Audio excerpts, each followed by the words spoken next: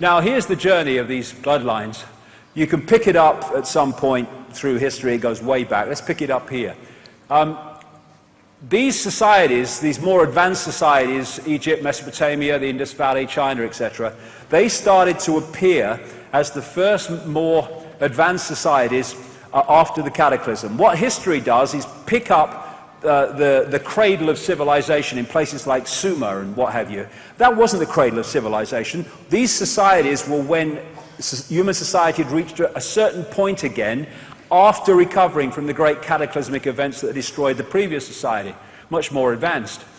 In this area of the world, Sumer, which is now, of course, Iraq, became Babylon, why there's so much Babylon symbolism in human society today. Egypt, a lot of the bloodlines came from here, but they were seeded all over the world, and they talked about entities interbreeding with humans and creating royal bloodlines and what have you in various tablets found in Iraq, under Iraq in the last century or so. And these bloodlines moved out into northern Europe. They became the founders of Rome, and they interbred with other bloodlines in Europe, and they became the European royal families and aristocracy. And eventually, through the great British Empire, the French Empire, great only in size, by the way, in my view, and other European empires, they sent these bloodlines all over the world in the great colonial frenzy of taking the planet over. But there's two types of control. One has a finite life, one has an infinite life until it's exposed. The one that has a finite life is when you, like fascism, communism, apartheid, that which is subject to the control can see the controllers. Because eventually, it might take some time, there will be a rebellion against that.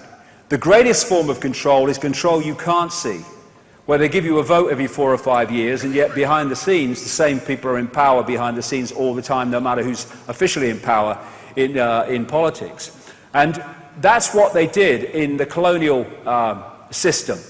They apparently withdrew back into their countries and gave independence to the former colonies like the United States and Canada and etc. around the world. But what they did was left out in those countries the bloodline under different names and the secret society network through which they manipulate the bloodline and its agents into power, and they've gone on covertly controlling those countries ever since. And what they've created is a secret society and bloodline version of a transnational corporation. What happens with a transnational corporation? Take McDonald's, please. Take McDonald's, if you will, as far as you can. But take McDonald's as an example. They have a headquarters in America, and in each country they have subsidiaries. And the subsidiaries carry out the diktats of their headquarters. And thus, if you go into a McDonald's in Russia or Australia or South Africa or wherever, you go into basically the same McDonald's. What they've done with the Bloodline Global Network is they have a headquarters. Funnily enough, America's very, very influential, but the headquarters is in Europe. It's in places like the City of London, Rome, Brussels, Berlin, etc., Paris. And from the center, they have subsidiaries in the different countries. These are subsidiary networks of bloodlines under different names and the secret society network within that country. And that network's brief or job is to impose in their sphere of influence, their country, what is centrally dictated from the headquarters. Thus, as I've traveled around the world, I've seen the same things being introduced in different countries around the same time, often justified by the same excuses. And it even goes further, because the national network has subsidiaries in the towns, cities and communities.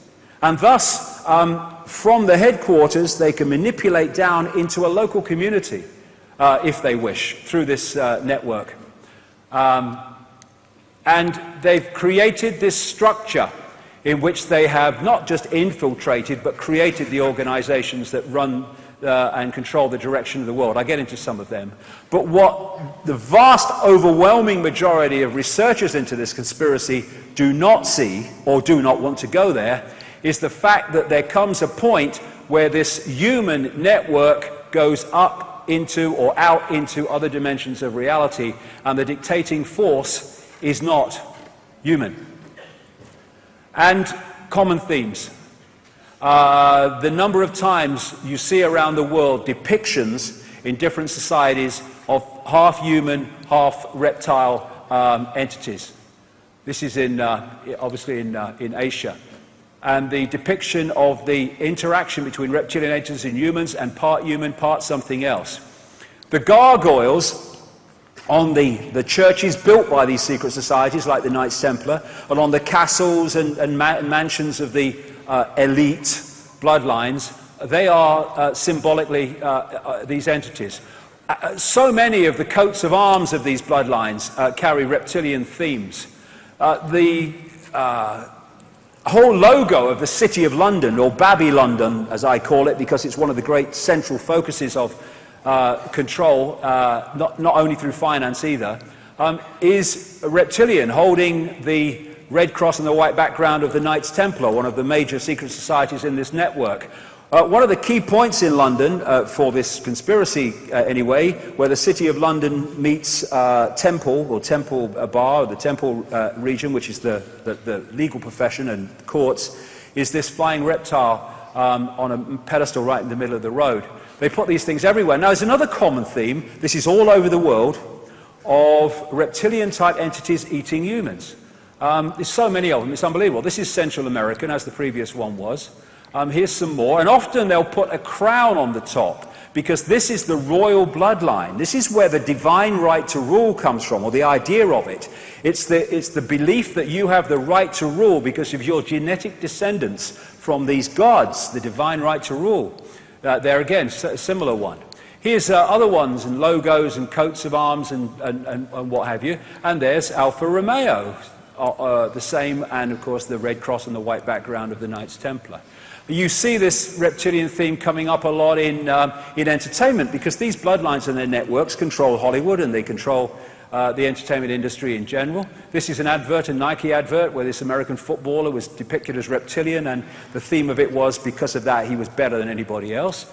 And at the end of the Thriller video, when Michael Jackson turned around, they were reptilian eyes. They could have been lots of different eyes, but they were reptilian. And this happens because of what I said earlier. All these different things are worshipping the same basic force, and thus this symbolism of this force appears in all these different areas, not just these, also banking and politics and stuff. Now, a lot of these bloodlines are Satanists. In fact, the major ones are all Satanists. And by that I mean they are into human sacrifice, human blood drinking, and all that other stuff, sacrifice of children. And it's been going on way back. And people have no problem with the fact that it was going, oh yeah, those ancients used to do that, and the Aztecs and all that stuff. But they can't expand that perception of the possible, that it's still going on. It is massively going on. The fact is, it was openly going on then it became unacceptable to the population in general, and it's gone on secretly ever since. And what I've talked to a lot of Satanists, former Satanists, and I guess former Satanists, who've told me common themes about what goes on in these rituals. And you know, these entities are feeding off human energy. And one of the things that they do is, when they're sacrificing somebody, the people with invisible light, the Satanists and the bloodlines, they'll drink the blood, because when the terror reaches a certain point in the ritual, a certain adrenaline goes in the blood, which gives these people a high. I mean, sick is not the word. But on another level, an energetic level, the entities are feeding off the energy coming off of terror and fear of the sacrifice. And the other thing that they tell me happens in these rituals is they create an energetic environment, like a stepping stone energy environment, where these entities can come through and manifest, not for long, but for a while. Common themes. Now, this is David Berkowitz. He went to jail for the Son of Sam serial killings in New York, and after he was jailed, he said, he corresponded with a Christian minister, and he said, yeah, I did it, but I did it as part of a satanic coven, a satanic cult that arranged it all for me, and I was just the guy who did it. And he said at one point in his correspondence Satanists are peculiar people. They aren't ignorant peasants or semi-literate natives. Rather, their ranks are filled with doctors, lawyers, businessmen, and basically highly responsible citizens. They are not a careless group or are apt to make mistakes, but they are secretive and bonded together by a common need and desire to mete out havoc on society. It was Aleister Crowley who said, I want blasphemy, murder, rape, revolution, anything bad. What does that do? It pulls that energy that they feed off, but it also pulls people into low vibrational states of awareness. And the two major colors of Satanism, for frequency reasons, are black. Black is the absence of light and absorbs light in all frequencies, and red, which is the lowest, longest frequency color.